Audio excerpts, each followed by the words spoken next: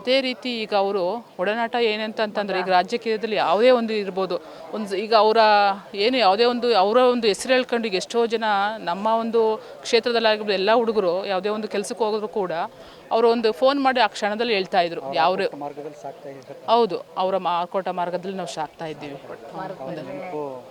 ಹೌದು, ರಾಜಕೀಯ ಕ್ಷೇತ್ರ ಸದಾ ಇರುತ್ತದೆ ಅಂಥ ವ್ಯಕ್ತಿನ ನಾವು ಕಳ್ಕೊಬಿಟ್ಟಿರೋದೇ ನಾವೇನು ಅದೃಷ್ಟ ಒಟ್ಟಿನಲ್ಲಿ ರಾಜಕೀಯದಲ್ಲಿ ಇರಬೇಕಾಯ್ತು ಅಂತ ವ್ಯಕ್ತಿ ಈ ಹಿಂದೆ ಇರೋದಿಲ್ಲ, ಮುಂದೆ ಬರೋದಿಲ್ಲ ಅಂತ ನಾನು ಒಂದು ಹೇಳೋಕ್ಕೆ ಇಷ್ಟಪಡ್ತೀನಿ. ಯಾಕೆಂದರೆ ನಾವು ನೋಡ್ತಾ ಇದ್ದೀವಲ್ಲ, ಸುತ್ತಮುತ್ತ ರಾಜಕೀಯ ವಾತಾವರಣದಲ್ಲಿ ನೋಡ್ತಾ ಇದ್ದೀವಲ್ಲ, ಅಂಥ ವ್ಯಕ್ತಿ ರಾಜ್ಯ ಕ್ಷೇತ್ರದಲ್ಲಿ ಪ್ರತಿಯೊಬ್ಬರಿಗೂ ಬೇಕು. ಆ ಕ್ಷೇತ್ರ ಅಭಿವೃದ್ಧಿ ಆಗಿರ್ಬೋದು, ಗ್ರಾಮ ಅಭಿವೃದ್ಧಿ ಆಗಿರ್ಬೋದು, ಆ ಒಂದು ವ್ಯಕ್ತಿ ರಾಜಕೀಯವಾಗಿ ಬೆಳೆಯಲಾಗಿರ್ಬೇಕು. ಮಾರ್ಗದರ್ಶಕರು ಅಂತ ಇರ್ತಾರಲ್ಲ, ಧ್ರುವನಾರಾಯಣ ಸಾಹೇಬ್ರವರು ಆ ಒಂದು ಹೆಸರಾಗಿದ್ದರು. ಯಾವುದೇ ಒಂದು ರಾಜ್ಯ ಕ್ಷೇತ್ರದಲ್ಲಿ ಒಂದು ವ್ಯಕ್ತಿ, ಸಣ್ಣ ವ್ಯಕ್ತಿಯನ್ನು ಬೆಳಿಬೇಕು ಅಂತಂದರೆ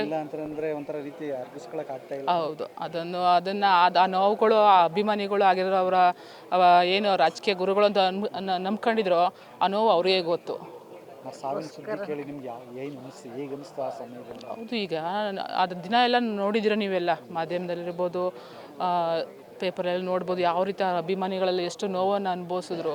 ನಿಜ, ಈಗಲೂ ಕೂಡ ಅವರು ಇಲ್ಲ ಅನ್ನೋಂಥದ್ದನ್ನ ಅರಗಿಸ್ಕೊಳ್ಳೋಕೆ ಆಗ್ತಾನೇ ಇಲ್ಲ ರಾಜ್ಯ ಕ್ಷೇತ್ರದಲ್ಲಿ. ಈಗಿದ್ದರೆ ಒಂದು ಈಗಿನ ನಮ್ಮ ಸರ್ಕಾರ ಮಟ್ಟದಲ್ಲಿ ಇದ್ದರೆ ಅವರು ಒಳ್ಳೆಯ ಒಂದು ಸ್ಥಾನದಲ್ಲಿ ಇರ್ತಿದ್ರು.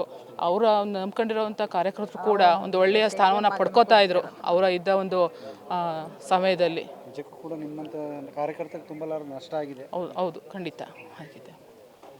ಮುಂದಿನ ದಿನಗಳಲ್ಲಿ ಏನು ನಮ್ಮ ಶಾಸಕರಿಗೆ ಹೆಚ್ಚಿನ ಒಂದು ಶಕ್ತಿ, ಅಧಿಕಾರ ಸಿಗಲಿ ಅಂತ ಅವ್ರ ಮುಖಾಂತರ ಒಂದು ಏನು ಧ್ರುವನಾರಾಯಣ ಸಾಹೇಬ್ರವ್ರ ಹೆಸರನ್ನು ಈಗ ಯಾವ ರೀತಿ ನಡೆಸ್ಕೊಂಡು ಹೋಗ್ತಾ ಇದ್ದಾರೆ, ಮುಂದಿನ ದಿನಗಳಲ್ಲಿ ಅದೇ ರೀತಿ ಶಾಸಕರು ಹೋಗಲಿ ಅಂತ ನಾನು ದೇವ್ರಲ್ಲಿ ಕೇಳ್ಕೊತೀನಿ.